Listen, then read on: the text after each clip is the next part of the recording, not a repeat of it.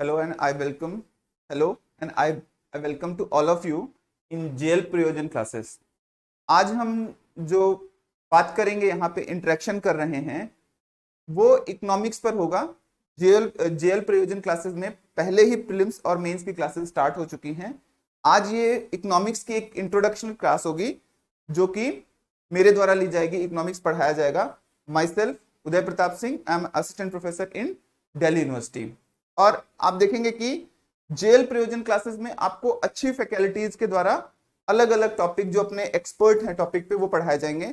और आपको झारखंड स्पेशल जो है वो तनवीर सर के द्वारा पढ़ाया जाएगा। उनकी बुक भी है, उन्होंने पब्लिश लिखी हुई एक बुक है, पब्लिश की है और अच्छा कमांड है उनका, तो वो आपको पढ़ाएंगे। क्या कहते हैं, झारखंड स्पेशल। मैं आपको आज यहाँ पे एक इंट्रोडक्टरी क्लास दूंगा किस पे, इकोनॉमिक्स पे।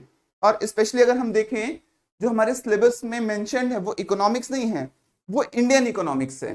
तो हमें जो क्लासेस देखनी है वो इंडियन इकोनॉमी के रिलेटेड में जो भी इश्यूज हैं इंडियन इकोनॉमी से रिलेटेड, करंट अफेयर्स में क्या चल रहा है, ट्रेडिशनल पार्ट्स क्या हैं और अदर जैसे बजटरी सिस्टम है, वो सारी चीजें हम आज यहाँ पे देखेंगे। तो सबसे पहले अगर हम देखें जो जेपीएससी ने डिफाइन किया है इकोनॉमिक्स का सिलेबस, वो हम एक बार अगर देखें तो वो ये है।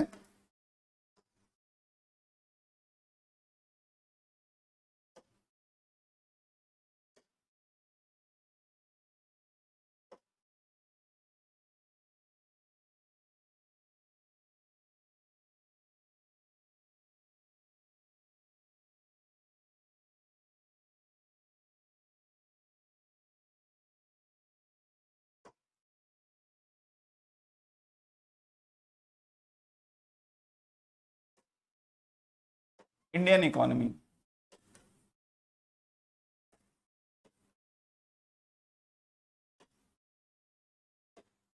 ये हमें देखना है। Indian economy specially prelims orientation में आपको जो समझना है वो प्रीलिम्स के प्रोस्पेक्टिव में समझना है। जब हम मेंस की क्लासेस में आएंगे तब हम मेंस पे डिस्कस करेंगे वहां पे आके कि किसी भी चीज के क्या positive aspect, negative aspect, schemes क्या चल रही हैं, आपको आंसर राइटिंग कैसे करना है, कौन कौन आंसर राइटिंग में कितना डेटा फैक्ट देना, वो सारी चीजें हम वहां पे डिस्कस करेंगे। आज की क्लास जो है वो आपकी इंट्रोडक्टरी क्लास है इकोनॉमिक्स की, मेरे द्वारा जो ली जा रही है इंडियन इकोनॉमी की। उसमें हम सिलेबस और आए हुए जो क्वेश्चंस हैं, कुछ किस तरीके के क्वेश्चंस बन सकते हैं, वो आपको देखने को मिलेंगे। जेएल प्रयोजन क्लासेस के द्वारा कुछ क्लासेस आपके इनके ऐप पर भी है और कुछ टॉपिक्स जो है आपको मिल जाएंगे यूट्यूब चैनल्स पे भी। तो आप जाके एक बार देख सकते हैं और वहां से आपको सेटिस्फैक्ट्री हो तो आप बिल्कुल आइए और आपका स्वागत है जेएल प्रयोजन क्लासेस में। अगर हम सिलेबस को देखें इंडियन इकोनॉमी का तो वो है आपका इकोनॉमिक एंड सस्टेनेबल डेवलपमेंट। पहला जो टॉपिक है इकोनॉमिक एंड सस्टेनेबल डेवलपमेंट, ठीक है, ये चीज है। अभी हम देखेंगे कि सस्टेनेबल डेवलपमेंट पे बहुत फोकस्ड हो रहा है। एसडीजी आया हुआ है आपका, ठीक है, जो जिसमें आपको 17 मेजर एस्पेक्ट्स पे हैं जो काम कर रहे हैं, जो 2015 में गवर्नमेंट ऑफ इंडिया ने पेरिस क्लाइमेट चेंज के बाद एक्सेप्ट किया हुआ है, ठीक है। और उसमें जो छोटे छोटे चीजें, लेकिन बेसिकली जो 17 है उसको हमें 2030 तक अचीव करने का टारगेट है। तो ये टॉपिक बहुत, सस्टेनेबल डेवलपमेंट अपने आप में बहुत ब्रॉडर कॉन्सेप्ट है, ठीक है। Economics and sustainable development. उसके बाद अगर हम देखें तो आपका basic feature of Indian economy,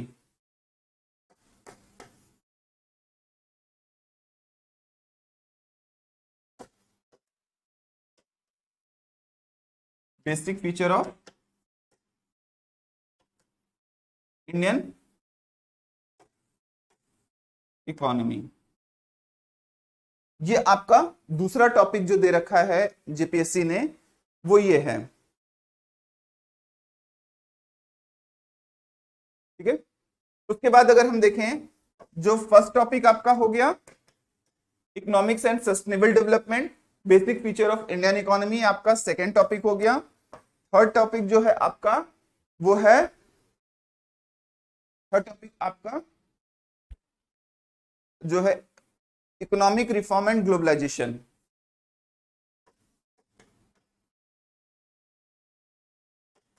economic reform and globalization, ठीक है, economic reform and globalisation.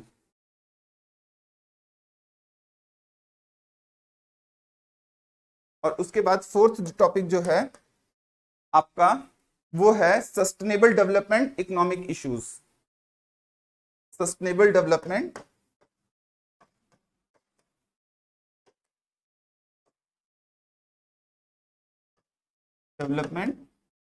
And economic issues.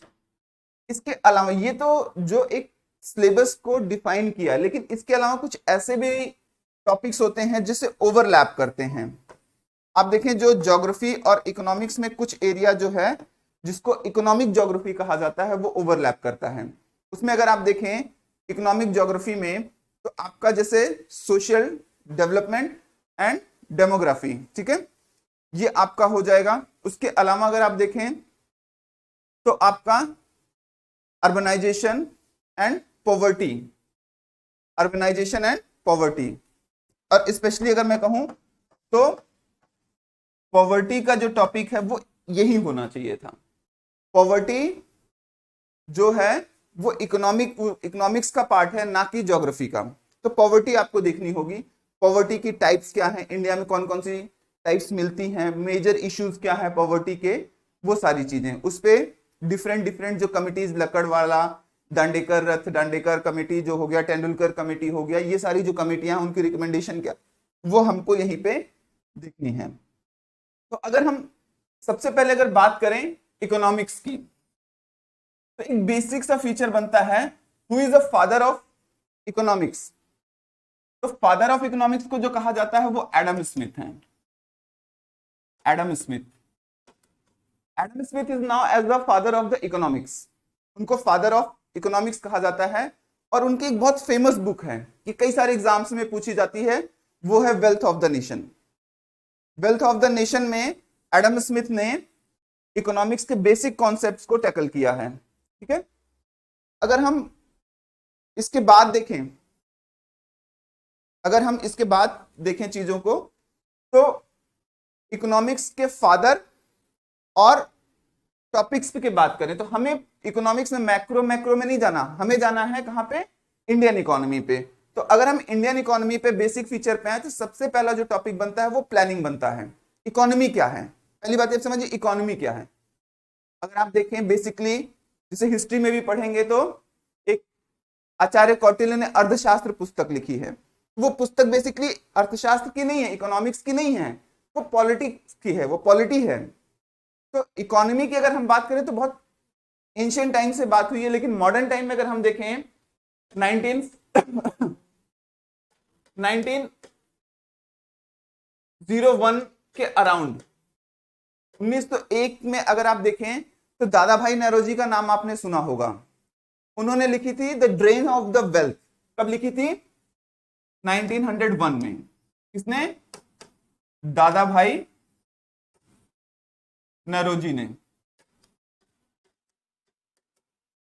कौन सी बुक लिखी, the drain of the wealth.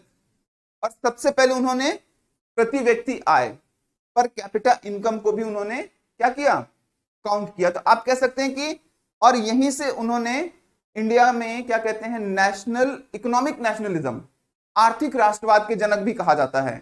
तो चाहिए हिस्ट्री में रख ले कुछ पार्ट्स को, चाहे यहां पर खींच के ले आए, लेकिन आपको समझने के लिए इन सारी चीजों को देखना होगा।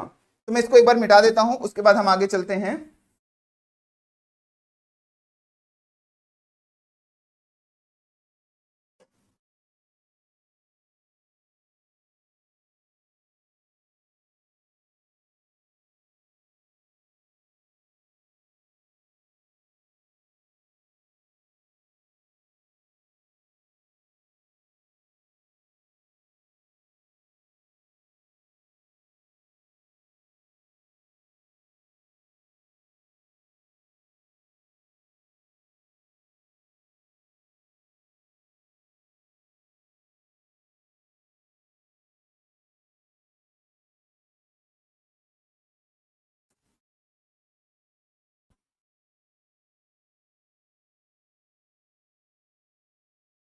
अगर अब हम देखें तो बेसिकली इकोनॉमी कितने टाइप की होती है, टाइप्स ऑफ इकोनॉमी।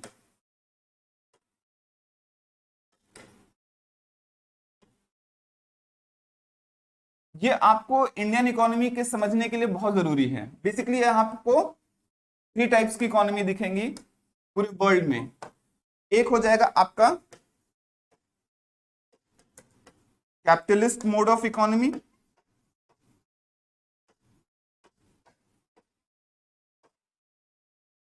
दूसरा आपका सोशल मोड ऑफ इकोनॉमी,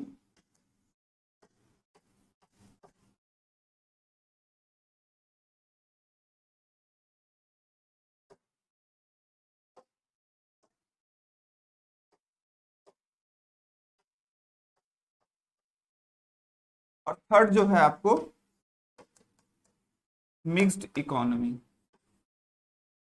अगर हिंदी में बोले तो एक का आपका पूंजीवादी उत्पादन की प्रणाली, दूसरा समाजवादी उत्पादन की प्रणाली, और तीसरा मिश्रित कह सकते हैं। ठीक है, तो ये कैपिटलिस्ट का मतलब हो गया आपका पूंजीवादी उत्पादन की प्रणाली।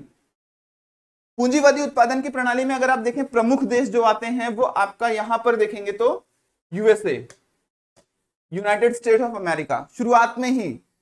इसमें क्या होता है, बेसिकली ये जो कंट्री है ये आपका लेजर फेयर की बात करते हैं, फ्री ट्रेड की बात करते हैं। जो इकोनॉमी जो है वो मार्केट ड्रिवन होनी चाहिए, उसमें स्टेट का जो है मिनिमम इंटरफेरेंस होना चाहिए, स्टेट का जो रोल है वो बहुत कम होना चाहिए। और कॉन्सेप्चुअल अगर आप देखें तो कैपिटलिस्ट मोड ऑफ इकोनॉमी का मतलब होता है जहां पे मींस ऑफ प्रोडक्शन का इंडिविजुअल राइट हो, the individual have the on property of the means of production, means of production पे उसकी अपना स्वामित्व होना चाहिए, वो आपका कैपिटलिस्ट मोड ऑफ इकोनॉमी होता है।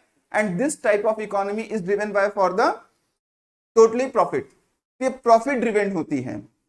इसमें किसी भी तरीके का आपका सोशल वेलफेयर या कल्याणकारी की कोई वो नहीं होती है, चेतना नहीं होती, कोई कॉन्शियस नहीं होती है। यहां जो मेजर फैक्टर होता है वो होता है प्रॉफिट, सब कुछ प्रॉफिट है। और यहां इस इकोनॉमी में आप देखेंगे कि स्टेट का बेयर मिनिमम रोल होता है, और इकोनॉमी जो होती है ड्रिवन होती है वो मार्केट और प्रोडक्शन के बीच में। तो ये इकोनॉमी आपका पहला मोड ऑफ इकोनॉमी। और आज वर्ल्ड में जितनी भी डेवलप्ड कंट्रीज हैं उनमें आप देखेंगे कि जो मॉडल अपनाया जाता है वो कैपिटलिस्ट मोड ऑफ इकोनॉमी अपनाया जाता है। ठीक है, दूसरा आपका जो मोड ऑफ इकोनॉमी है, जो पहले यूएसएसआर था और कुछ और कंट्री हैं जिन्होंने सोशलिस्ट मोड ऑफ इकोनॉमी को अपनाया। इस इकोनॉमी में बेसिकली जो होता है मींस ऑफ प्रोडक्शन में इंडिविजुअल राइट को नहीं माना गया है, इंडिविजुअल के राइट को यहां पे नकार दिया गया है।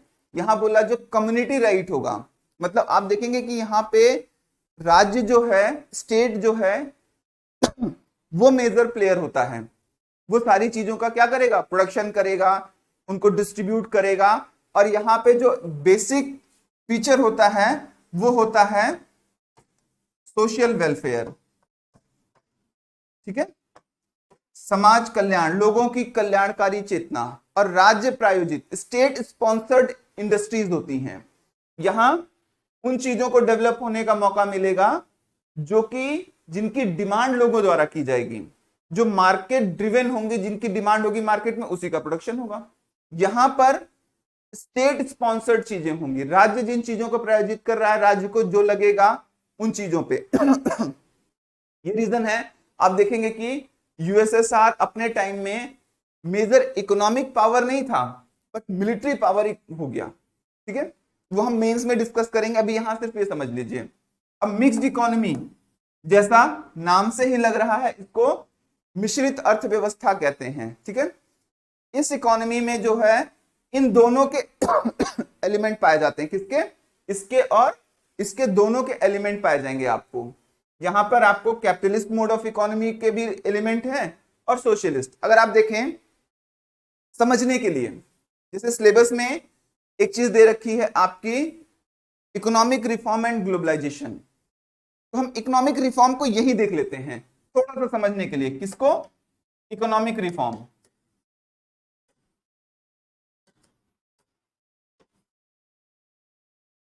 ठीक है। इकोनॉमिक रिफॉर्म की शुरुआत जो होती है इंडिया में 1990 के बाद एलपीजी की पॉलिसी जो है, लिक्विड लिबरलाइजेशन, प्राइवेटाइजेशन और ग्लोबलाइजेशन, जिसको हम एलपीजी की पॉलिसी कहते हैं, पीवी नरसिम्हा राव सर की गवर्नमेंट में ये लाया गया था। उस समय जो फाइनेंस मिनिस्टर थे वो मनमोहन सिंह जी थे, भारत के पूर्व प्रधानमंत्री। अब आप देखें कि जब इंडिया फ्री हुआ, आजाद हुआ, तो उसके सामने बहुत सारी समस्याएं थी। उसके पास पॉवर्टी था, हंगर था, लैक ऑफ इंफ्रास्ट्रक्चर था, अनएम्प्लॉयमेंट था। इनको देखते हुए राज्य को कैपिटलिस्ट या पूंजीपतियों पे नहीं छोड़ा जा सकता था। उसके लिए राज्य को इंटरफेयर करने की जरूरत थी। और उस समय के तत्कालिक प्रधानमंत्री पंडित जवाहरलाल नेहरू जी ने भारतीय अर्थव्यवस्था को मिक्स्ड इकोनॉमी में लाना प्रिफर किया। और यहां पर आप देखेंगे तो कुछ चीजें प्राइवेट सेक्टर और कुछ चीजें जो है वो गवर्नमेंट, या हम इसको सिंपली कहें तो पब्लिक सेक्टर इंटरप्राइजेस के द्वारा भी की जाती थी। अब देखेंगे कि समझने के लिए टाटा, अंबानी, बिरला जैसे भी लोग रहे हैं उस टाइम पे। मैं 1947 से लेके 1990 तक फर्स्ट फेज की बात कर रहा हूं। अभी 1990 के बाद तो ग्लोबलाइजेशन होता है, प्राइवेटाइजेशन किया जाएगा, लिबरलाइजेशन किया जाएगा। मिक्स्ड इकोनॉमी में आप देखें जैसे सेकेंड 5 ईयर प्लान में हैवी इंडस्ट्रीज को फोकस किया गया। भारत में 4 बड़े औद्योगिक कारखाने इस्पात के लगाए गए, जो अलग रूस, जर्मनी, इनके सहयोग से, ठीक है, ब्रिटेन के सहयोग से, दुर्गापुर वगैरह। तो उस टाइम उनकी रिक्वायरमेंट थी। और इंडिया के जो इकोनॉमिक सेक्टर है उसको बचाने के लिए आप देखेंगे तो क्लोज्ड इकोनॉमी जो कॉन्सेप्ट है, क्लोज्ड इकोनॉमी का जो कॉन्सेप्ट है वो लाया गया। इंपोर्ट्स पर बैन लगाए गए, हैवी ड्यूटी लगाई गई, टैरिफ्स लगाए गए। लेकिन 1990 के आते आते स्थिति यह हो गई कि इंडिया में बैलेंस ऑफ पेमेंट का क्राइसिस हो गया। मतलब हमारे पास सिर्फ 7 या 10 दिन का अराउंड ऐसे ही कुछ ही फॉरेक्स रिजर्व बचा था। फॉरेक्स रिजर्व वो होता है किसी देश के पास डॉलर या अन्य दूसरे देश जो स्ट्रॉन्ग करेंसी मानी जाती है, विदेशी मुद्रा भंडार जो मैं कहूं। जैसे आज के टाइम में आप देखें इंडिया के पास मोर देन $600 बिलियन का जो है फॉरेक्स रिजर्व है। एक टाइम पे तो $640 तक पहुंच गया, बिलियन डॉलर तक पहुंच गया था। और ये लगभग भारत के 1.5 साल के एक्सपोर्ट के लिए मोर देन सफिशिएंट है। तो जितना जिस कंट्री के पास फॉरेक्स रिजर्व होता है वो कंट्री उतनी स्ट्रांग मानी जाती है। जैसे चाइना के पास आप देखेंगे तो $3 ट्रिलियन से भी ज्यादा है। तो जब हमारे पास बैलेंस ऑफ पेमेंट का क्राइसिस हुआ तो इंडिया आईएमएफ गया। तो अब देखिए आईएमएफ भी समझना होगा। जैसे मैं पढ़ाऊंगा आपको वर्ल्ड इंस्टीट्यूशन, यहां सिलेबस नहीं दे रखा, लेकिन वहां पर है आपको वर्ल्ड बैंक, ये मेंस में भी काम आएगा। रोल ऑफ वर्ल्ड बैंक जो होता है वो लीस्ट डेवलप कंट्रीज के लिए, आईएमएफ का क्या रोल होता है, एलपीजी की पॉलिसी के टाइम क्या शर्तें जो है आईएमएफ ने इंपोज की थी। और सबसे अच्छा एग्जांपल अभी आप देख सकते हैं कैसे पाकिस्तान और श्रीलंका दोनों जगह पे क्या है आपका फाइनेंशियल इकोनॉमिक क्राइसिस आई है, और आईएमएफ से वो रिफॉर्म मांग रहे हैं, आईएमएफ से वो लोन मांग रहे हैं। और आईएमएफ उनको कह रहा है कि हम कुछ शर्तों पे आपको ये लोन देंगे, आपको अपनी इकोनॉमी में कुछ बेसिक स्ट्रक्चरल चेंज करने होंगे। ठीक है। जब इंडिया गया अपने इकोनॉमी क्राइसिस के लिए आईएमएफ से लोन लेने, तो उसने कहा कि आपको सबसे पहले अपनी इकोनॉमी ओपन करनी होगी। जो आपकी इकोनॉमी अभी क्लोज्ड है, क्लोज्ड का मतलब जो दूसरे देशों की जो इंपोर्ट है या एफडीआई है, दूसरी चीजें जो है वो कंपटीशन है आपके कंट्री में, जो आपने अपनी इंडस्ट्री को बचाने के लिए लगा रखा है, उसको हटाइए, सबके लिए ओपन करिए। और फिर क्या किया आईएमएफ ने, भारत को बेल आउट पैकेज दिया, ठीक है, लोन दिया स्पेशली मैं कहूं तो। और उसके बाद से आप देखेंगे कि इंडिया में फिर पीछे मुड़ के कभी इस तरीके की चीजें देखने को नहीं मिली। चलिए अगर हम देखें प्लानिंग, अब इस मिक्स्ड इकोनॉमी हो या ये सोशल इकोनॉमी में एक बहुत इंपॉर्टेंट टॉपिक है प्लानिंग, सब प्लानिंग करते हैं, हम करते हैं, आप करते हैं, वैसे कंट्रीज भी प्लानिंग करती हैं। तो देखते हैं प्लानिंग क्या है, व्हाट इज अ प्लानिंग।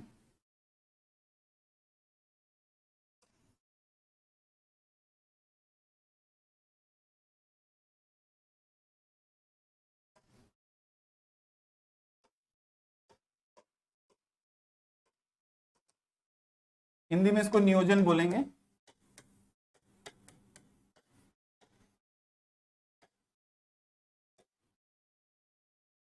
देखिए प्लानिंग जो है वो किसी भी सोशलिस्ट इकोनॉमी का बेसिक एलिमेंट होता है। क्या होता है? किसी भी सोशलिस्ट इकोनॉमी का प्लानिंग जो होता है वो बेसिक एलिमेंट होता है।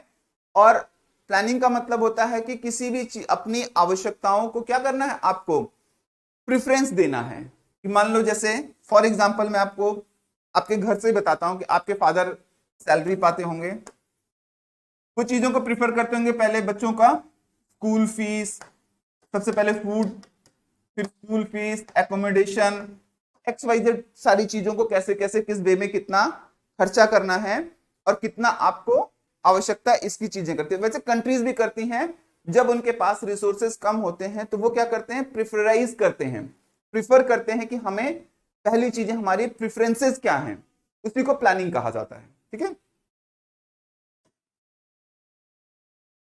अगर इंडिया में देखें प्लानिंग,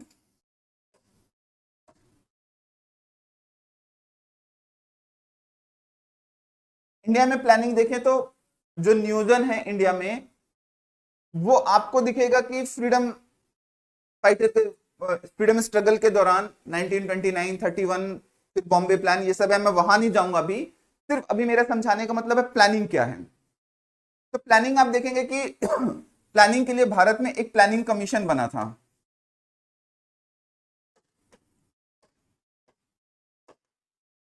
प्लानिंग कमीशन, जिसको आप देखेंगे कि डिसॉल्व कर दिया गया कब, 2015 में इसको खत्म कर दिया गया।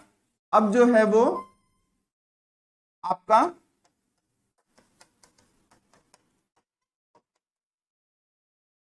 नीति आयोग है।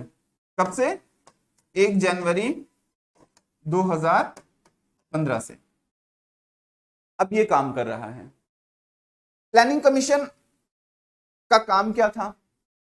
बेसिकली प्लानिंग कमीशन इंडिया के रिसोर्सेज को इस तरीके से एलोकेट करता था या डिस्ट्रीब्यूट करने की सजेशन देता था कि उससे मैक्सिमम आउटपुट या कंट्री का जो है डेवलपमेंट हो सके। तो आप देखें कि डेवलपमेंट दो तरीके के होते हैं, एक होता है आपका आर्थिक विकास, इकोनॉमिक डेवलपमेंट,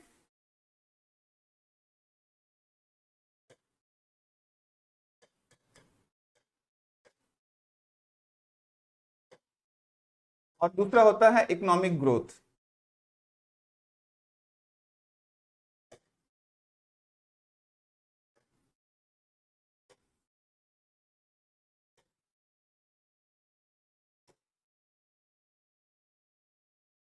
ठीक है। प्लानिंग कमीशन जो है वो 1950 में इसको बनाया गया, सरकार के एक कार्यकारी आदेश। ये जो है आपका कॉन्स्टिट्यूशनल बॉडी नहीं है। जैसे फाइनेंस कमीशन आप देखेंगे आर्टिकल 280 में, उसका कॉन्स्टिट्यूशन में क्या है, उल्लेख है, वो मेंशन्ड है। और जो चीजें कॉन्स्टिट्यूशन में मेंशन नहीं है उसको एक्स्ट्रा कॉन्स्टिट्यूशनल बॉडीज कही जाती हैं। जैसे नीति आयोग भी आपका देखेंगे तो एक्स्ट्रा कॉन्स्टिट्यूशनल बॉडी है। ठीक है। प्लानिंग कमीशन भी क्या है, इसका एक्स्ट्रा कॉन्स्टिट्यूशनल बॉडी थी। इसमें क्या किया गया, एक चेयरमैन, एक क्या होता था, चेयरमैन, जो एक्स, और ये जो चेयरमैन होता था एक्स ऑफिसो होता था। एक्स ऑफिसो मतलब ये वास्तविक ना होके पदेन रूप से कह सकते एक्स ऑफिसो था, जो कौन होता था, पीएम ऑफ इंडिया। इस हिसाब से अगर मैं कहूं तो प्लानिंग कमीशन के पहले चेयरमैन कौन थे, तो आपके कौन हो जाएंगे, पंडित जवाहरलाल नेहरू जी थे। कौन थे, पंडित जवाहरलाल नेहरू जी थे। और इसके नीचे, चेयरमैन के नीचे एक डेप्यूटी चेयरमैन होता था, डेप्यूटी चेयरमैन होता था। और पहले डेप्यूटी चेयरमैन आपके गुलजारी लाल नंदा साहब थे। और उसके नीचे जो होता है आपका 3 कैबिनेट मिनिस्टर्स होते थे, मतलब इसके 3 परमानेंट मेंबर होते थे और 3 नॉन परमानेंट मेंबर होते थे। तो इस तरीके से ये एक पूरी बॉडी बनती थी जिसको हम प्लानिंग कमीशन कहते थे। और भारत में लगभग 12 योजनाएं, पंचवर्षीय योजनाएं, 5 ईयर प्लान्स को अपनाया था अपने प्रायोरिटीज पे। उनके अलग अलग मॉडल है, जब हम वहां जाएंगे वहां से क्वेश्चन आते हैं कि जैसे फर्स्ट 5 ईयर प्लान को किसने ड्राफ्ट किया था या किस नाम से जाना जाता है, हेरोल्ड डोमर मॉडल हो गया, ठीक है। तो हेरोल्ड डोमर मॉडल के आधार पर किया गया।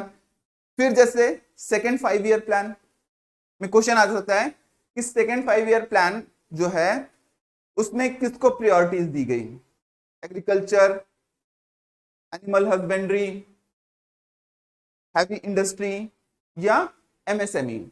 तो यहां पर आप देखेंगे सिंपली लिखा हुआ था कि सेकेंड 5 ईयर प्लान जो है आपका वो हैवी इंडस्ट्रीज पर फोकस था, जो बुरी तरीके से फेल्योर रहा इंडिया में।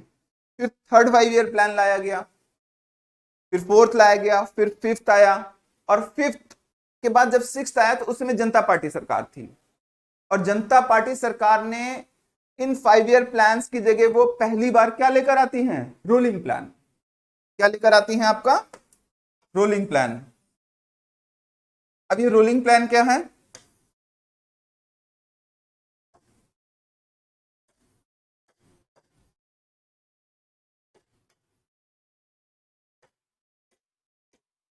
रोलिंग प्लान, इसको सबसे पहले गुनार मिडाल सर ने अपनी बुक एशियन ड्रामा में डिफाइन किया कि ये रोलिंग प्लान क्या होता है। वो 5 ईयर प्लान्स की जगह क्या किया, रोलिंग प्लान पे फोकस की। तो यहां से एक क्वेश्चन आप देखिए, अभी रिसेंट में उत्तराखंड पीसीएस में आया था कि कौन सी पंचवर्षीय योजना में जो आपका रोलिंग प्लान को अपनाया गया, तो वो आपका कौन सा हो जाएगा, सिक्स्थ 5 ईयर प्लान 1978 के आसपास।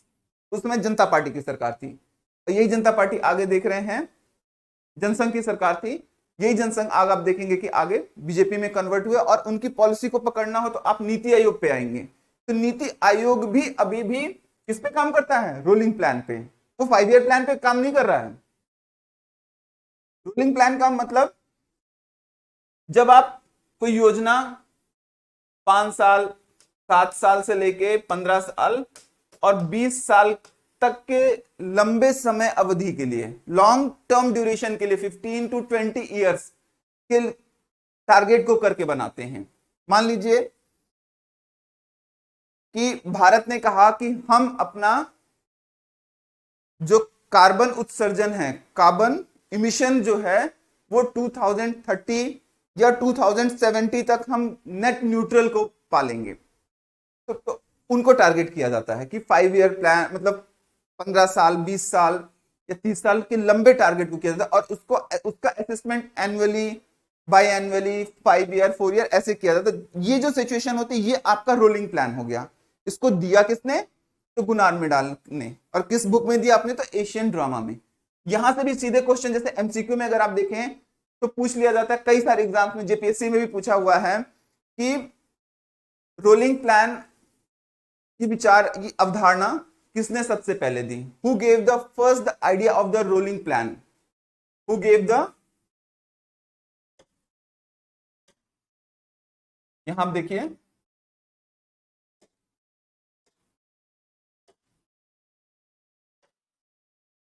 who gave the idea of rolling plan, ठीक है। A Nehru, Jawaharlal Nehru. B PV Narasimha Rao. C Manmohan Singh. D जो है आपका गुनार मिडाल।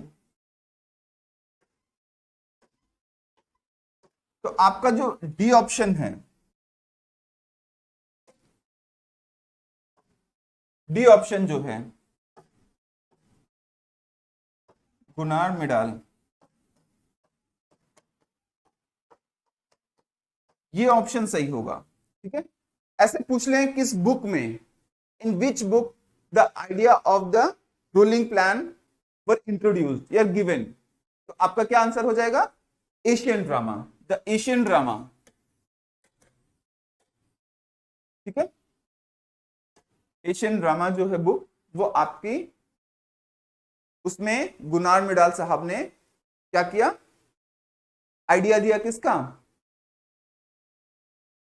रूलिंग प्लान का। ठीक है, अब प्लानिंग कमीशन जो था वो क्या करता था कि one fit for the all के कॉन्सेप्ट पे काम करता था। One fit for the all का कॉन्सेप्ट का मतलब होता है कि एक ऐसी चीज बनाना जिसमें सबके लिए वो आ जाए, किसी को एग्जैक्ट फिटिंग में ना हो। मान लीजिए कि केरल के लिए भी वही योजना है, झारखंड के लिए भी वही योजना है, यूपी के लिए भी वही योजना है। अगर आप कंपेयर करें तो यूपी की डिमांड अलग है, झारखंड की अलग है और केरल की अलग है। केरल के लिए हो सकता है एजुकेशन में टेक्निकल एजुकेशन और दूसरी चाहिए इंपॉर्टेंट हो, उनको वो चाहिए। झारखंड में एक गरीब स्टेट है तो उसको पॉवर्टी इरेडिकेशन और एजुकेशन की दूसरी चीजें की जरूरत हो। यूपी में पॉपुलेशन ज्यादा है तो बेसिक चीजें हैं तो उनको क्या है, एजुकेशन की क्वालिटी चाहिए। तो हर स्टेट की रिक्वायरमेंट अलग अलग है, इसलिए इसको डिसॉल्व करते हुए नीति आयोग बनाया गया। इसके भी जो चेयरमैन होते हैं वो एक्स ऑफिसो चेयरमैन होते हैं। कौन होता है? PM of India. ठीक है, भारत के प्रधानमंत्री। तो यहां से अगर क्वेश्चन बन जाए कि नीति आयोग के पहले अध्यक्ष कौन है, who is the first president of the NITI Aayog?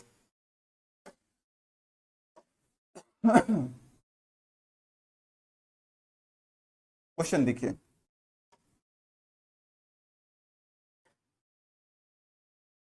Who is the first president of NITI Aayog? A Manmohan Singh, B Narendra Modi,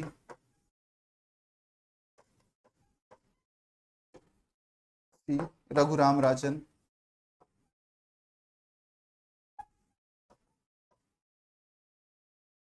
या D Amitabh Kant.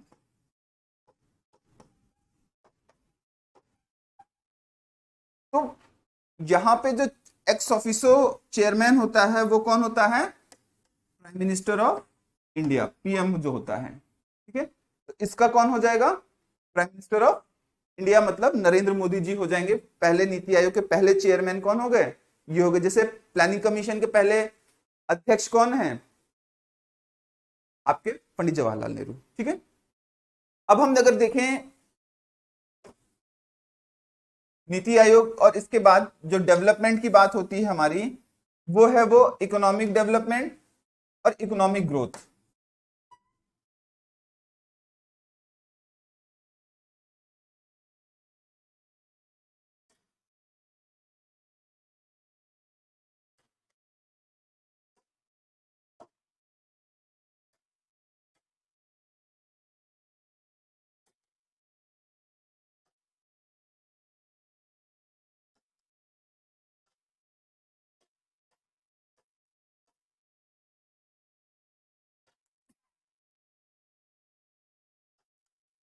Economic growth ये प्लानिंग का ही पार्ट है। इकोनॉमिक डेवलपमेंट क्या होता है और इकोनॉमिक ग्रोथ क्या होता है? ठीक है, और दोनों में क्या अंतर होता है? अब देखें, जो डेवलपमेंट है ये क्वांटिटेटिव होता है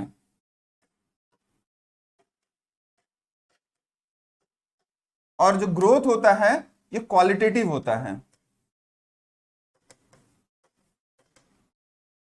ठीक है, ये परिणाम, इसको हिंदी में बोलेंगे क्वांटिटेटिव को क्या बोलेंगे? अंक सूचक में। मतलब जैसे आप देखें जीडीपी में डेवलपमेंट हो रहा, जीडीपी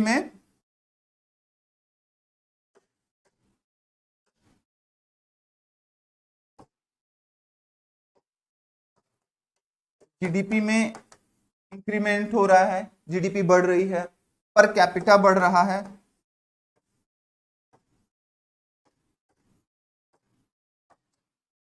पर कैपिटा इनकम बढ़ रही है।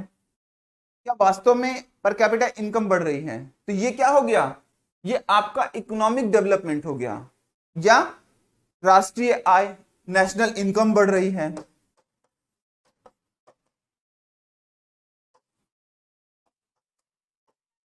नेशनल इनकम बढ़ रही है,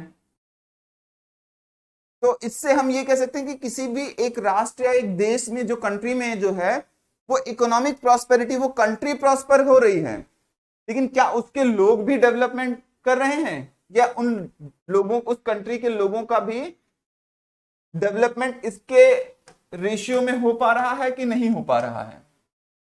इसको जानने के हमारे पास कोई क्या है, फॉर्मूला नहीं होता। अब देखेंगे कि महबूल हक साहब ने एचडीआई का फॉर्मूला दिया था, ह्यूमन डेवलपमेंट इंडेक्स का। उसमें आपका एजुकेशन है, हेल्थ है, ठीक है, स्कूलिंग है, उसके कॉन्सेप्ट पे आपका जो कॉन्सेप्ट आया था वो इकोनॉमिक ग्रोथ का आया है। ये क्वालिटेटिव होता है। उन्होंने कहा कि अगर आपके कंट्री में 10-15 से आपके कंट्री में 15% से 20% जो एकदम पॉवर्टी लाइन पे हैं, जो बहुत गरीब हैं, उनकी लाइफ में अगर डेवलपमेंट हो रहा है तो आपका जो डेवलपमेंट है कंट्री का वो करेक्ट है। अदरवाइज क्या है, वो आपका डेवलपमेंट जो है फिर वो क्वालिटेटिव हो जाएगा, क्वांटिटेटिव मतलब वो क्वांटिटेटिव हो जाएगा, क्वालिटेटिव नहीं होगा। यहां आप 2-3 चीजें देख रहे होंगे, जैसे जीडीपी क्या है, पर कैपिटा इनकम क्या है, नेशनल इनकम क्या है, ये सारी 3-4 पॉइंट्स आपने देखे होंगे ना। ये नहीं समझ में आ रहा होगा, तो पहले एक बार हम इन्हीं को देख लेते हैं, ये क्या है, जीडीपी क्या होता है, पर कैपिटा इनकम क्या होता है, और नेशनल इनकम क्या होता है। इससे फिर क्वेश्चंस भी हम देखने की कोशिश करेंगे कि कैसे क्वेश्चंस आते हैं। एंड आई एम श्योर एक बार मैं जब आपको ये कॉन्सेप्ट बता दूंगा तो आपको लोग अच्छे से डिफाइन नहीं कर पाते हैं। बहुत लोगों को बहुत टाइम तक कंफ्यूजन रहता है कि जीडीपी क्या है, जीएनपी क्या है, एनएनपी क्या है, ठीक है, फैक्टर कॉस्ट क्या है, मार्केट प्राइस क्या है, ये सारी चीजें। तो इसको हम एक बार थोड़ा सा देख लेते हैं। चलिए अब हम इन चीजों को देख लेते हैं, जीडीपी क्या है और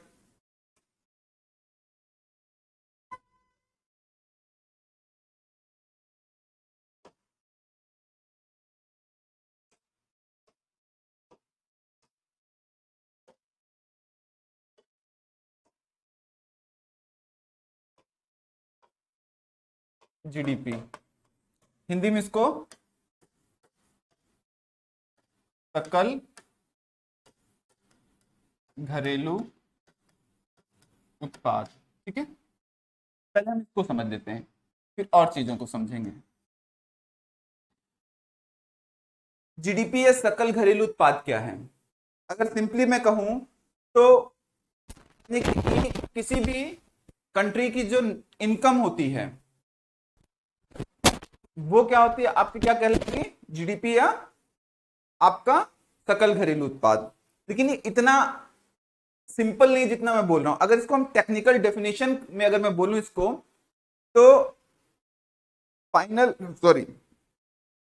goods and services produced within the year is known as a GDP, ठीक है। जीडीपी में जो है कि सकल घरेलू उत्पाद का मतलब होता है कि किसी एक वर्ष में with in a time frame, ठीक है, एक टाइम फ्रेम, वो टाइम फ्रेम क्या हो सकता है, एक फाइनेंशियल ईयर होता है बेसिकली सारी कंट्रीज के लिए। तो एक टाइम फ्रेम में final goods and services, intermediary goods and services नहीं, मतलब मध्यवर्ती वस्तुएं नहीं, जो अंतिम रूप से उत्पादित वस्तुएं और सेवाओं और सर्विसेज भी का क्या, मौद्रिक मूल्य, ठीक है। The monetary value of the final goods and services produce in a with in time period, मतलब एक सर्टेन टाइम पीरियड में अंतिम रूप से उत्पादित वस्तुओं और सेवाओं का जो मौद्रिक मूल्य होता है वो आपका सकल घरेलू उत्पाद या जीडीपी कहा जाता है। ये तो हो गई डेफिनेशन। और डेफिनेशन अभी भी क्लियर नहीं हो रहा कि है क्या बेसिकली, तो थोड़ा सा डिटेल में इसको हम समझ लेते हैं, ये कॉन्सेप्ट की चीजें हैं। जीडीपी का मतलब है कि कुछ बेसिक अगर पॉइंट्स को पकड़ें डेफिनेशन में, तो टाइम पीरियड मतलब एक निश्चित समय,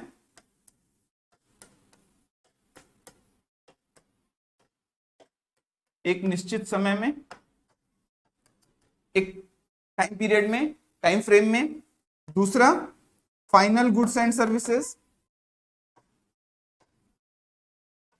गुड्स एंड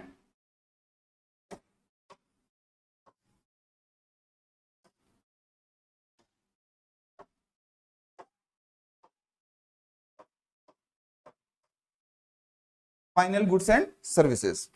तो ये आपका जो है वो जीडीपी में काउंट होता है। और चीजें हैं कि जीडीपी कैसे, मार्केट प्राइस या GDP at factor cost. GDP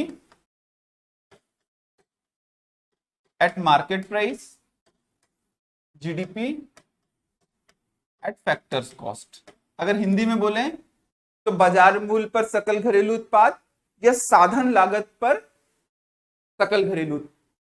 पहले हम एक बार इसको समझेंगे, फिर उसके बाद हम इस पॉइंट पे जाएंगे, ठीक है। ये क्या चीजें हैं। तो अब देखिए जीडीपी को समझने के लिए कि एक साल में जो है वो किसी कंट्री में कितनी सेवाओं, मतलब कितनी वस्तुओं का क्या कर रहा है, उत्पादन कर रहा है। तो अब आप कह सकते हैं कि लेकिन कुछ चीजें जो हैं या कुछ कंपनियां भारत की वो विदेशों में भी काम करती हैं, तो क्या वो जीडीपी में काउंट होंगी। ये जीडीपी क्या है कि एक निश्चित टाइम पीरियड में, ठीक है, एक टाइम पीरियड के साथ साथ एक आपकी कंट्री में, मतलब आपका एक हो सकता है कि ज्योग्राफिक बाउंड्री या इकोनॉमिक बाउंड्री जीडीपी में काउंट करती है।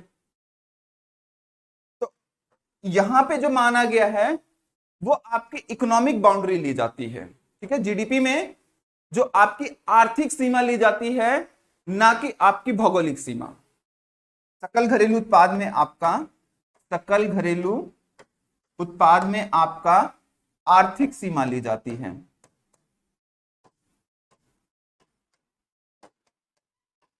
मतलब इकोनॉमिक बाउंड्री।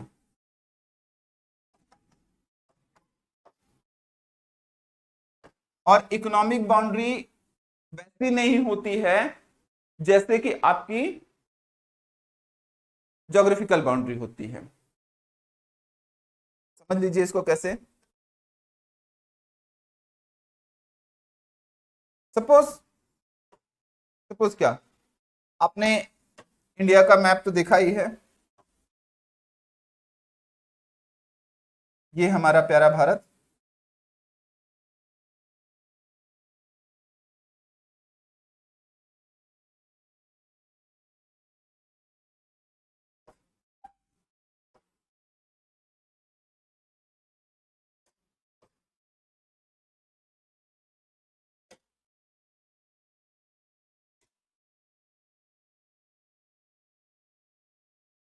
ठीक है, ये आपका टेरिटोरियल बाउंड्री, ये आपकी क्या है, टेरिटोरियल बाउंड्री है। ये आपका स्पेशल इकोनॉमिक जोन आता है, जो कि कितना होता है किसी भी कंट्री का, 12 नॉटिकल माइल्स होता है। लेकिन इंडिया में आप देखेंगे बहुत सारे मिलिट्री बेसिस होते हैं, एम्बेसीज हैं, स्पेशल इकोनॉमिक जोन है, SEZ जिसको हम कहा जाते हैं। इसको इकोनॉमिक बाउंड्री में काउंट नहीं की जाएगी, although these are in India. ये सारी जो है, जो विदेशों की बाउंड मतलब एम्बेसीज हैं, चाहे वो अमेरिका की हो, किसी भी कंट्री की हो, वो इंडियन ज्योग्राफी में तो हैं, लेकिन इंडियन इकोनॉमिक ज्योग्राफी में नहीं है। क्योंकि वहां जो भी एक्टिविटी हो रही है वो उसको स्पॉन्सर्ड कौन कर रहा है, उस देश की कंट्री। वहां से एम्प्लॉइज से लेके अदर एक्सपेंसेस जो है सब कुछ क्या हो रही हैं, वो उस कंट्री का। और वहां कोई इंडियन काम करता है तो उसकी इनकम को रेमिटेंसेस में काउंट किया जाता है। रेमिटेंसेस का मतलब सिंपली अभी इतना समझिए कि जो भारतीय विदेशों से जाकर विदेशों में काम करते हैं और वहां पे जो श्रम, उनको श्रम के बदले जो उनको लेबर कॉस्ट मिलती है, उससे कुछ पैसा बचा के जब अपने परिवार वालों को भेजते हैं, वो क्या कहलाता है आपका, रेमिटेंसेस।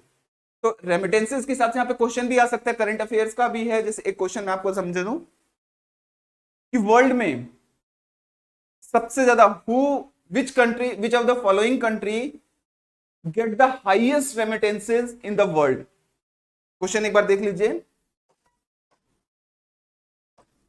विच ऑफ द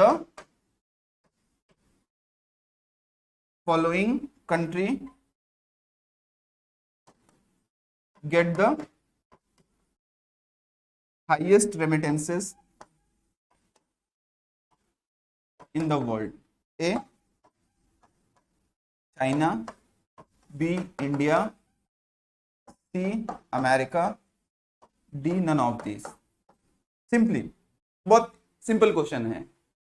तो करंट से भी है और आपको पता चल जाएगा कि इंडिया का डायस्पोरा इतना बड़ा है। डायस्पोरा का मतलब होता है कि जो भारतीय विदेशों में जाके काम करते हैं और अपने देश को वहां से जो धन संप्रेषण करते हैं। रेमिटेंसेस का मतलब होता है जो धन का संप्रेषण होता है, जो फॉरेन डॉलर या करेंसी इंडिया में आती है, क्योंकि जब वो बाहर कमाएंगे तो उस देश की कंट्री में कमाएंगे और पैसा भी भेजेंगे कहां पे, उसी करेंसी में। तो इंडिया को क्या होगा, फॉरेन करेंसीज की प्राप्ति होगी। तो अब देखेंगे कि इंडिया जो है वो हाईएस्ट रेमिटेंसेस गेन करता है। जैसे अभी रिसेंट में जो रिपोर्ट आई है आईएमएफ की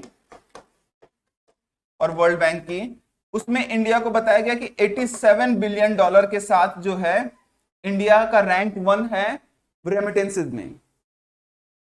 अब देखिए कि इंडिया से बहुत सारे लोग गल्फ कंट्री जाते हैं कमाने, इंडिया से बहुत सारे लोग अच्छे अच्छे पोस्ट पर क्या है यूएस जाते हैं, यूरोपियन कंट्रीज जाते हैं, जब वो अर्न करते हैं और इंडिया भेजते हैं। तो ये 87 बिलियन डॉलर है। दूसरे नंबर पे चाइना है जो कि 52 बिलियन डॉलर के साथ, मतलब there is a huge gap between India and China. कहां पे, रेमिटेंसेस पे। वैसे आप देखोगे दूसरी चीजों में चाइना हमसे बहुत आगे है, अराउंड 14.6 बिलियन डॉलर की उसकी इकोनॉमी है। अभी हम 3 बिलियन डॉलर पे, ट्रिलियन डॉलर पे काम कर रहे हैं, उसकी 15 ट्रिलियन डॉलर के आसपास आ रही है।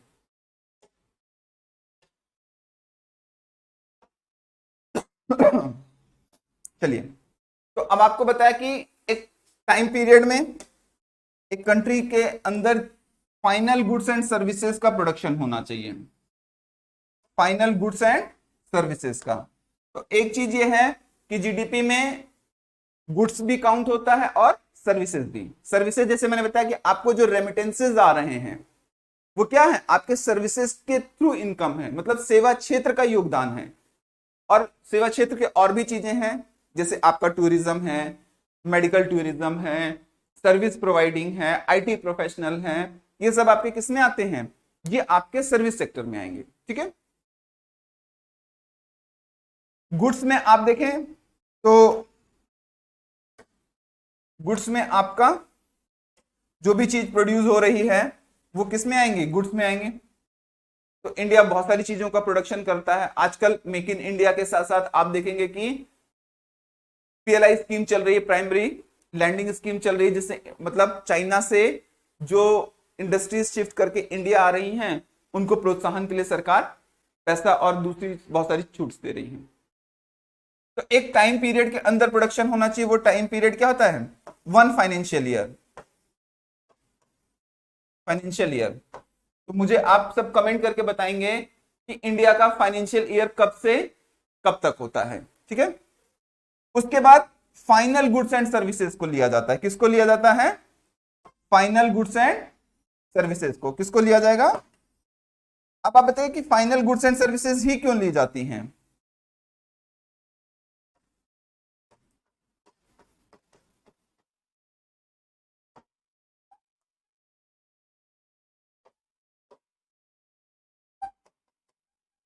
फाइनल गुड्स एंड सर्विसेज ही क्यों ली जाती हैं, क्योंकि दोहरी गणना, ठीक है, दोहरी गणना से बचने के लिए जो है वो फाइनल गुड्स एंड सर्विसेज को ही लिया जाता है। इसको एग्जांपल से समझिए कि मान लीजिए कि एक सिंपल एग्जांपल, एक फार्मर, एक किसान है, ठीक है, एक आटा चक्की मालिक है, ठीक है, फ्लोर मिल ऑनर है, और एक क्या है, ब्रेड मेकर है। मतलब एक किसान है, एक आटा चक्की का मालिक है और एक ब्रेड बनाने वाला है, 3 लोग हैं। किसान मान लीजिए 100 रुपए का गेहूं प्रोड्यूस करता है अपने खेत से, तो जो कंज्यूम वो खुद को कर लेगा वो जीडीपी में काउंट नहीं होगा। मान लो उसने 100 रुपए का जो भी एग्रीकल्चर करने के बाद बेचा, ठीक है, किसको बेचा, आटा चक्की वाले को, तो उसने इस गेहूं को पीसने के बाद इसको कितने में बेचा? 120 रुपए का। और इसी में इसने फिर आगे किसको बेच दिया? ब्रेड बनाने वाले को। और ब्रेड बनाने वाले ने क्या किया कि इसका सबका ब्रेड बना दिया और इसकी वैल्यू आ गई कितनी? 200। अगर हम इन सबको काउंट करें तो final at goods and services की बात करें ना, तो अगर हम इसकी बात करें तो 100 रुपए का ये, 100 रुपए का ये, तो 220 ये हो गया और 200 का वो, तो 420 आ गया। 420 तो ऑलरेडी अपने आप में 420 है, 420 है। तो ये क्या हो जाएगा? आपका जो जीडीपी का डेटा होगा वो बहुत ज्यादा होगा, रियल से क्या होगा? इन्फ्लेटेड होगा। इसलिए आप देखेंगे कि अब रिसेंट टाइम में 2015 के बाद से गवर्नमेंट ने जीडीपी की जगह जो है वो जीवीए का कॉन्सेप्ट दिया। किसका कॉन्सेप्ट दिया? जीवीए का, ग्रॉस वैल्यू एडिशन। मतलब उन्हीं को जीडीपी में काउंट किया जाएगा कि हर चरण में जितना क्या हो रहा है? वैल्यू एडिशन हो रहा है। सपोज इसको हम इसी से समझते हैं कि फार्मर कोई भी चीज पहली बार प्रोड्यूस हुई, क्या हुई? 100 रुपए की, तो पूरा काउंट कर लिया गया किसमें? जीडीपी में हमारे कितना काउंट कर लिया गया? 100 रुपए। अब आप देखिए कि जो आटा चक्की मालिक है, फ्लोर मिल ऑनर है, उसने 100 रुपए की वैल्यू गुड्स में कितनी वैल्यू एडिशन की? तो 20 रुपीज की। तो अब यहाँ पे जो काउंट किया जाएगा वो कितना हो जाएगा? 20 रुपीज। और जो ब्रेड मेकर है उसने कितना किया? 120 से 200, मतलब कितना वैल्यू एडिशन किया? 80 रुपीज। तो टोटल जो अब आ रहा है आपका कितना आ रहा है? 200 रुपीज। तो जो आपका जीवीए होगा या रियल जीडीपी जो होगा वो क्या होगी? 200 रुपीज, ना कि 420। इसीलिए क्लियर में डेफिनेशन में कहा गया है कि सकल घरेलू उत्पाद जो होता है किसी भी देश का, उस देश की भौगोलिक सीमा के अंदर एक निश्चित समय अवधि में क्या होता है? किसी वस्तु और सेवा का जो होता है वो अंतिम रूप से मौद्रिक मूल्य, मॉनेटरी टर्म्स में भी होना जरूरी है। किस टर्म्स में? मॉनेटरी में। Monetary value is, monetary value important है उसकी, ये ध्यान रखिएगा। ये नहीं कि इतना उत्पादन, क्योंकि हम यहां देखिए ना, इसीलिए मैं आपको एग्जांपल में बता रहा हूं कि हमने गेहूं नहीं लिया, हमने उसका मॉनेटरी वैल्यू ली। यहां भी हमने जो वैल्यू एडिशन हुआ कितना हुआ? 20 का, और यहां 80 का। तो जो वैल्यू एडिशन हो रहा है उसी को हमने किसमें?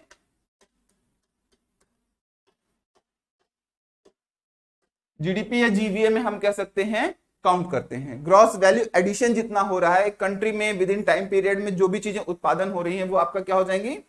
जीडीपी कहलाएंगे। ठीक है। जीडीपी के बाद अगर हमने बात की थी पर कैपिटा इनकम की, पर कैपिटा इनकम जो होता है वो सिंपल, इसका मीनिंग है कि प्रति व्यक्ति जो आय है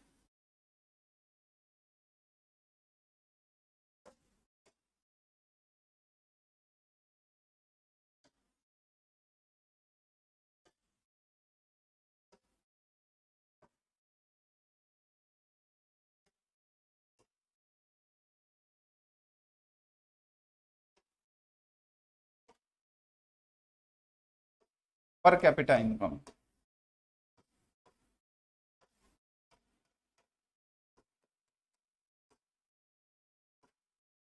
प्रति व्यक्ति आय।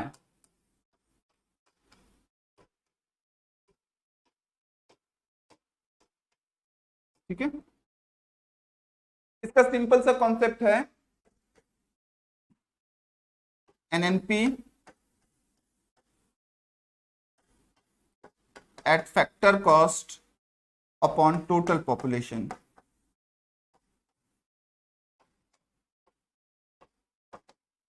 हिंदी में बोलें तो नेट नेशनल प्रोडक्ट आप देख सकते हैं, मतलब इसको बता दें एनएनपी एट फैक्टर कॉस्ट जो होता है ऑब्लिक में आपका कुल जनसंख्या। और एनएनपी एट फैक्टर कॉस्ट को ही नेशनल इनकम बोलते हैं।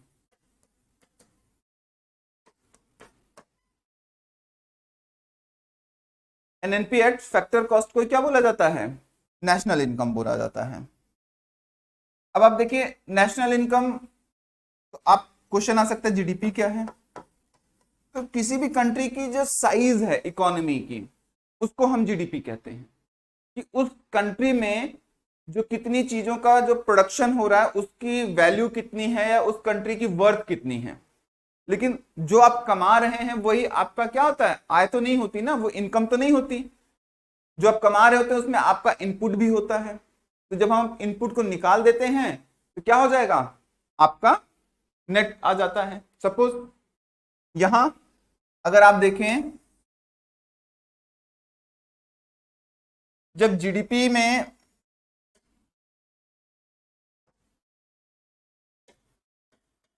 में आप देखेंगे, जब आप क्या माइनस कर देते हैं?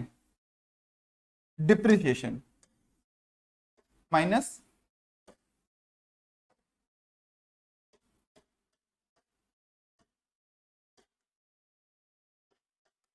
डेप्रिसिएशन, तो आपका क्या आ जाएगा?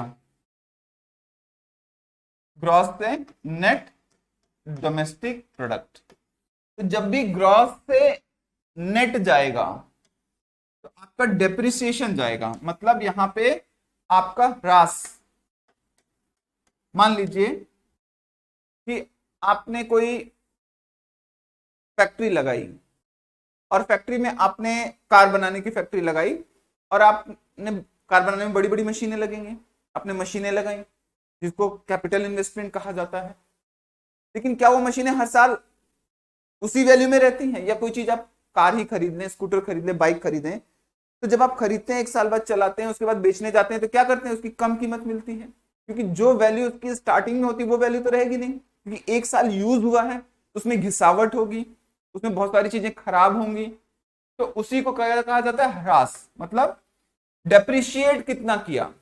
तो उसकी जब जब ग्रॉस डोमेस्टिक प्रोडक्शन में, जब भी पूरे सकल घरेलू उत्पाद में जब उत्पादन होगा तो विभिन्न वस्तुओं का, मशीनों का यूज होगा, और उन मशीनों में होने वाले घिसावट को जब हम माइनस कर देंगे, क्योंकि वो लॉस एक तरीके से, जब उस लॉस को माइनस कर देंगे जीडीपी में, तो हमारा जो आएगा वो नेट डोमेस्टिक प्रोडक्ट। अब यहां डोमेस्टिक समझने वाली बात है। डोमेस्टिक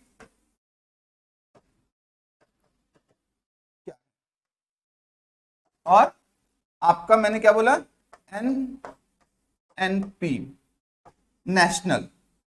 तो different between domestic and national, ये समझने वाली बात है। डोमेस्टिक का मतलब होता है कि आपके देश की भौगोलिक सीमा के अंदर, चाहे वो विदेशियों द्वारा चाहे देशियों द्वारा, जिसका भी उत्पादन हो रहा है उसको क्या क्या लिया जाएगा? उसको जोड़ लिया जाता है। उसको जीडीपी में क्या करेंगे?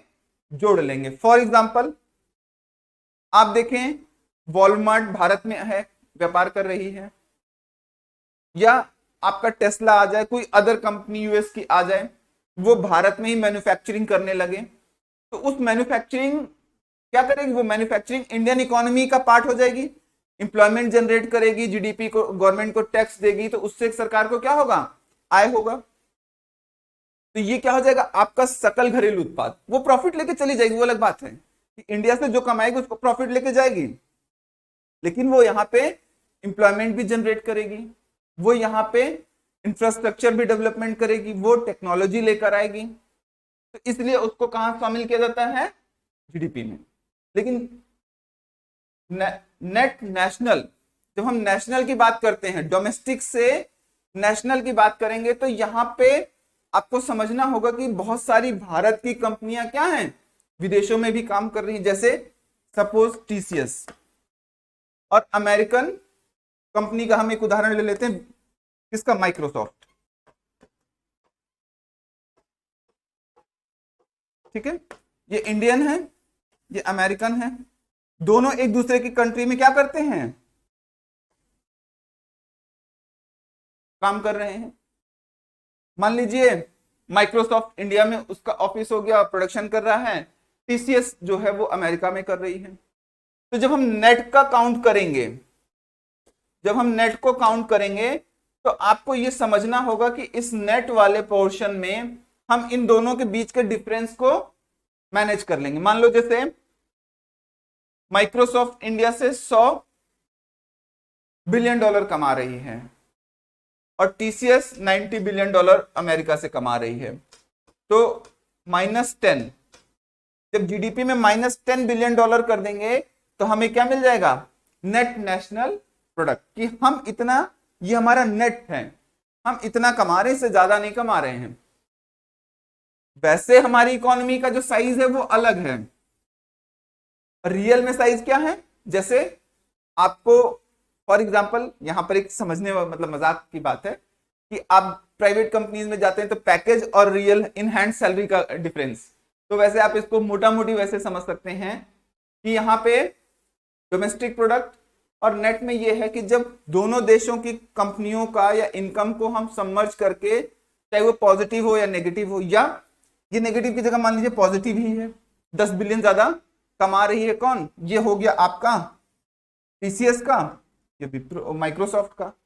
तो अब जितना भी इनकम होगा, मान लीजिए जैसे इंडिया का $100 बिलियन है जीडीपी, तो ये $110 बिलियन और ऐड हो जाएगा और आपका एनएनपी जो है वो 110 होगा। ये उन कंट्रीज के साथ होता है जो इकोनॉमिकली या जिनकी इंडस्ट्री बहुत डेवलप्ड होती है, जैसे चाइना, तो चाइना का जीडीपी से एनएनपी ज्यादा होगा क्योंकि वो एक्सपोर्ट ज्यादा करते हैं, और हमारा क्या होता है, जीडीपी से एनएनपी कम होता है क्योंकि हम इंपोर्ट ज्यादा करते हैं, हम बाहर से आयात ज्यादा करते हैं और दूसरे देशों को कम बेचते हैं। क्लियर। अब यहां पे फैक्टर कॉस्ट और मार्केट प्राइस का समझने का आपको फंडा, फैक्टर कॉस्ट क्या है और मार्केट प्राइस क्या है। इसे लिखा रहता है ना कि GDP at market price, GDP at factor cost, या NNP at market price and NNP at factor cost. तो ग्रॉस नेशनल का तो मैंने बता दिया था, फैक्टर कॉस्ट और मार्केट प्राइस। मार्केट प्राइस में अगर आप देखें कि किसी भी चीज का जो प्रोडक्शन का कॉस्ट होता है, कॉस्ट ऑफ प्रोडक्शन सीपी, तो अगर हम सिंपली कहें जो कॉस्ट ऑफ प्रोडक्शन है किसी भी चीज का, वो प्लस आपका इनडायरेक्ट टैक्सेस,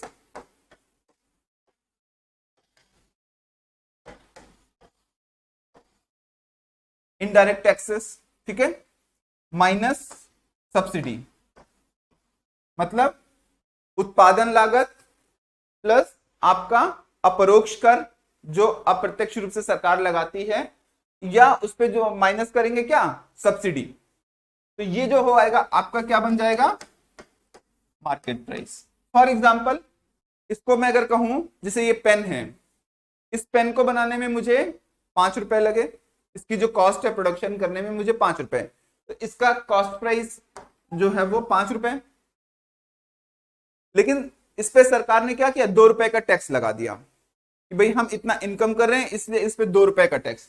तो अब कॉस्ट ऑफ प्रोडक्शन कितना हो गया, 5 और 2 रुपए टैक्स, तो 7 रुपए का होना चाहिए। फिर सरकार को लगा नहीं, सर्व शिक्षा अभियान है या कुछ भी है एजुकेशन में, हमें इस पे 1 रुपए की सब्सिडी दे देनी चाहिए, तो उन्होंने 1 रुपए की सब्सिडी भी दे दी कि चलो भाई, तो अब कितना हो जाएगा ये 6 रुपीज, ठीक है, ये क्या हो गया आपका 6 रुपीज हो गया।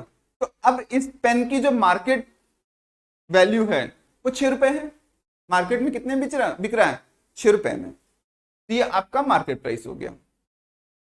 साधन लागत में, फैक्टर कॉस्ट में क्या होगा आपका कि जो उत्पादन हुआ है डिप्रिसिएशन तो होगा ही, प्लस आपका क्या होगा, इनडायरेक्ट टैक्सेस तो क्या करेंगे, हटा देंगे, और सब्सिडी को भी हटा देंगे, तो आपको जो मिलेगा वो क्या होगा आपका साधन लागत की, मतलब ये जो है इसको उत्पादन करने में जितनी कीमत आई है प्लस सरकार के द्वारा जो टैक्स लग रहा है वो आपका ये हो जाएगा। चलिए, तो ये हमारा बेसिक हो जाता है कई बार आपसे क्वेश्चन पूछ लेता है इस तरीके से कि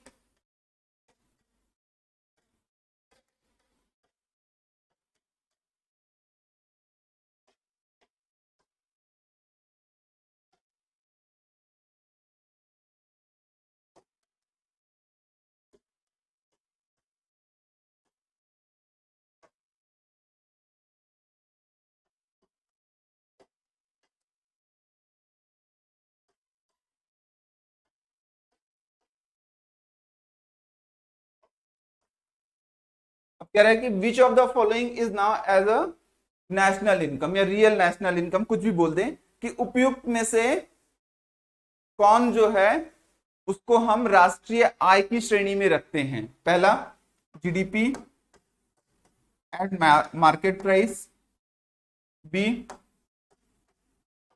GNP at factor cost, C NDP at factor cost, और D NNP at factor cost. अब आप बताएं इसमें क्या होगा। Which of the following is the now as a national income, ठीक है, इसमें से कौन नेशनल इनकम होगा। GDP at market price, GNP at factor cost, NDP at factor cost and NNP at factor cost. तो आपकी आय, सिंपली इसको imagine करिए, जैसे मैंने कॉन्सेप्ट बताया ना कि फैक्टर कॉस्ट तो होगा ही, ठीक है,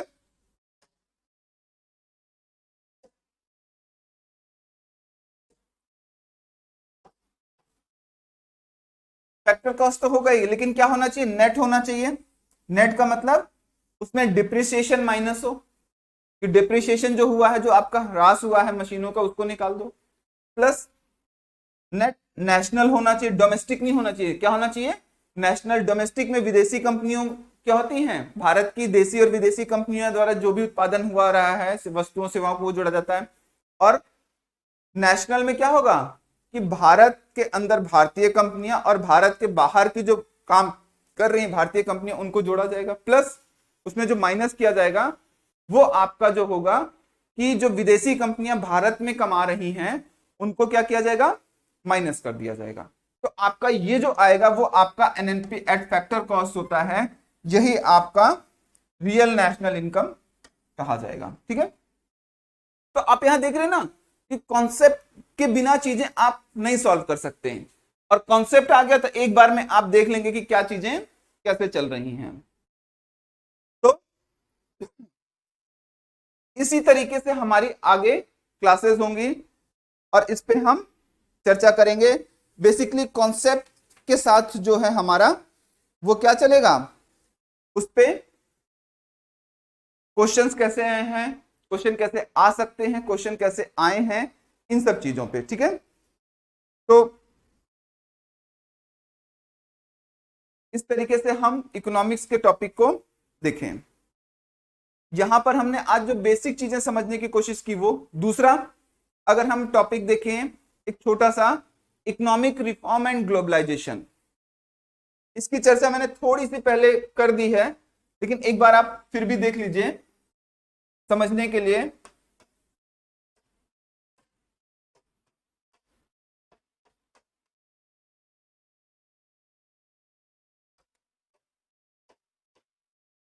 इकोनॉमिक रिफॉर्म एंड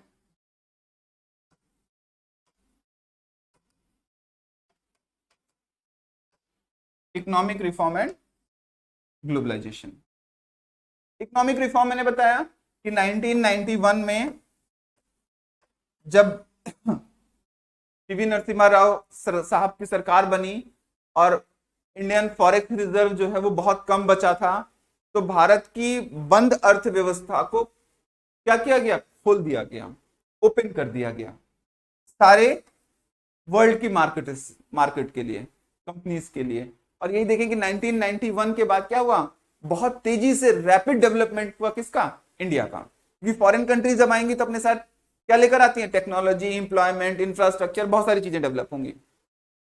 और करंट गवर्नमेंट भी इस पे फोकस कर रही है। इससे मैंने बहुत सारी चीजें बताई ना कि पीएलआई स्कीम से लेके मेक इन इंडिया, ठीक है, और इस तरीके की चीजों पे फोकस किया जा रहा है। मेड इन इंडिया से मेक इन इंडिया को प्रमोट किया गया और अब मेक इन इंडिया से ग्लोबल मेक इन इंडिया की तरफ हम बढ़ रहे हैं। ये सब चीजें मेंस में हम डिस्कस करेंगे कि कैसे इंडिया का इकोनॉमिक सुपर पावर की तरफ बढ़ना और इमर्जिंग कंट्री से क्या हो जा रहा है, डेवलपिंग से डेवलप की तरफ धीरे धीरे अब हम बढ़ रहे हैं। तो इकोनॉमिक रिफॉर्म में क्या किया गया, जो भी टैरिफ पॉलिसी इंस्पेक्टर राज थे उनको खत्म कर दिया गया, लिबरलाइज कर दी गई। इस पॉलिसी को कहा जाता है LPG policy, liberalization, privatization and globalization. Liberalization मतलब किस, लिबरल कर दी गई पॉलिसीज, कोई भी आए भारत में व्यापार करे, टैक्स करे, जो भी व्यापार करेगा प्रोडक्शन करेगा वो गवर्नमेंट को टैक्स देगा, कंट्री की इनकम बढ़ेगी। प्राइवेटाइजेशन, लोग इसको थोड़ा सा मिस इंटरप्रिटेट करते हैं। मैं यहां बता दूं कि किसी भी चीज की अति सही नहीं है, लेकिन प्राइवेटाइजेशन जो होता है वो क्या करता है, आपकी इकोनॉमी में इफिशियंसी लेकर आता है। किसी भी कंट्री की जो गवर्नमेंट होती है वो व्यापार और ट्रेड करने के लिए नहीं होती, वो पॉलिसी मेकिंग और वेलफेयर स्कीम चलाने के लिए। तो सरकार अपने आप को एज अ प्रोड्यूसर से हटाकर एज अ वेलफेयर और पॉलिसी मेकर की तरफ काम करना शुरू कर देती है। तो लोगों में क्या होगा, प्राइवेटाइजेशन से गुड्स चीप मिलेंगी, अवेलेबिलिटी, चॉइस ऑफ अवेलेबिलिटी बढ़ जाती है, ये सारी चीजें, ठीक है। और ग्लोबलाइजेशन का मतलब वैश्वीकरण, कि जहां पर पूरा विश्व जो है वो आज सूचना क्रांति और विभिन्न माध्यमों से क्या है, एक ग्लोबल विलेज बन गया है। ये मेंस का बेसिकली टॉपिक है, ये प्रीलिम्स में यहां से आपको बहुत ज्यादा क्वेश्चंस नहीं बनते हैं, ठीक है।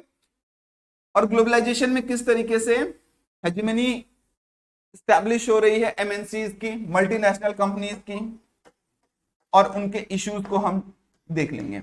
जैसे रिसेंट में कहा गया कि जैसे जॉइंट टेक कंपनीज हैं, जो जॉइंट टेक्नोलॉजीज कंपनीज हैं, Amazon, Facebook, Google etcetera etcetera, Twitter ने जब अमेरिका में इलेक्शन हो रहे थे तो ट्रम्प जैसे प्रेसिडेंट को उन्होंने क्या किया, उनकी स्पीच को रोक दिया, या इंडिया में बहुत सारे मिनिस्टर्स को या चीजों को उनको बार्ड कर दिया गया। तो ये किस तरीके से एक सॉवरेन कंट्री पे किस तरीके से जायंट टेक एमएनसीज जो है वो डिक्टेट करने की कोशिश कर रहे थे। तो ये सारी चीजें हम मेंस में टैकल करेंगे।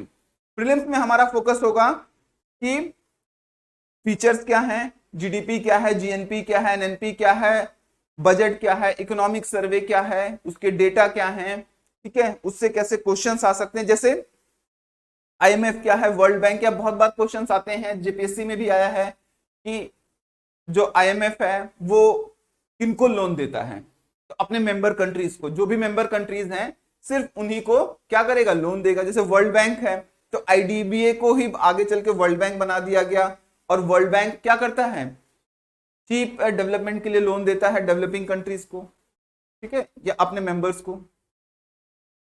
स्टेब्लिश कब हुआ, इनका हेडक्वार्टर कब है, कहाँ है, ये सारी चीजें। जैसे फॉर एग्जांपल मैं आपको एक मतलब कॉन्सेप्ट बता दूं कि जितनी भी बड़े और इन्फ्लुएंसिव जो हैं इंस्टीट्यूशंस हैं फाइनेंस के, उनका सबका हेडक्वार्टर न्यूयॉर्क में है, अमेरिका में, क्योंकि सेकेंड वर्ल्ड वॉर के बाद सुपर पावर बनकर कौन उभरा, अमेरिका, तो उसकी हेजेमनी चली, ठीक है। तो इस तरीके से हमने इन चीजों को देखा। आगे अगर हम देखें तो प्लानिंग की बात हमने कर ली। तो यहां से क्वेश्चन आ जाता है कि भारत में प्लानिंग कमीशन कब बना, तो 1950 में, मैंने बताया कि 1950 में। फिर प्लानिंग के बाद आप देखेंगे कि एनडीसी, नेशनल डेवलपमेंट काउंसिल बनी 6 अगस्त।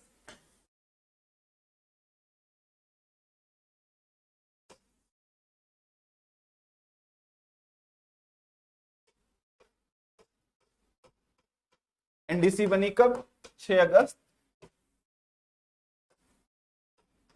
1952 को।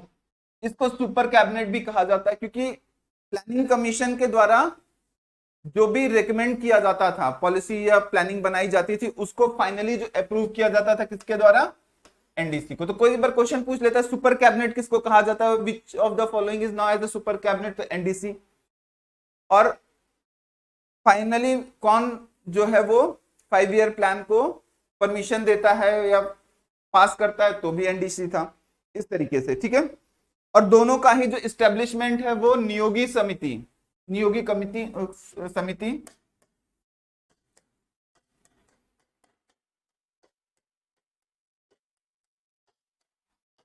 के रिकमेंडेशन पर हुआ। किसकी? नियोगी समिति।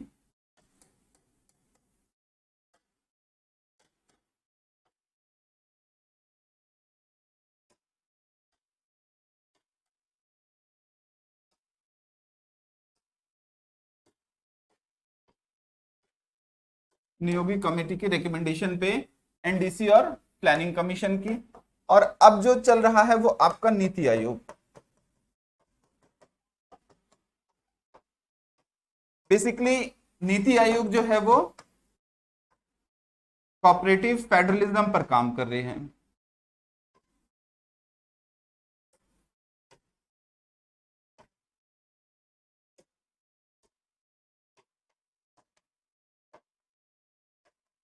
कोऑपरेटिव फेडरलिज्म, कोऑपरेटिव फेडरलिज्म का मतलब होता है जहां पे केंद्र जो है के साथ साथ राज्य जो है वो सहयोगात्मक, कॉम्पिटिटिव ना होके कोऑपरेट करते हैं डेवलपमेंट के लिए, ठीक है।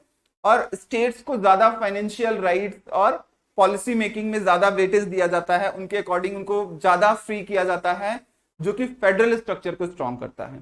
तो ये सारी चीजें तो अगली क्लास में जब हम बात करेंगे वो टॉपिक से कि सबसे पहले हम बात करेंगे आपका जो है प्लानिंग, प्लानिंग के बाद हम आपको चलेंगे कि आपका पब्लिक फाइनेंस के चैप्टर में, पब्लिक फाइनेंस में जहां पे जीडीपी, एनएनपी, बजट, ये सारी चीजों पे, फिर poverty and all this thing. तो इसी तरीके से हम देखेंगे कि जेपीएससी से आए हुए क्वेश्चंस या अदर स्टेट में आए हुए क्वेश्चंस को टॉपिक के पढ़ने के बाद उनको हम सॉल्व करेंगे, और नए क्वेश्चंस भी जो हैं बन सकते हैं पॉसिबल, वो मैं आपको यहाँ पे टॉपिक्स कराने के बाद उन पे डिस्कशन करूंगा। तो आज का ये इंट्रो क्लास मैं आज यही समाप्त करता हूं। अगली क्लास हमारी जो होगी वो रेगुलर टॉपिक से स्टार्ट की जाएगी। Thank you very much for watching this my video and welcome to all.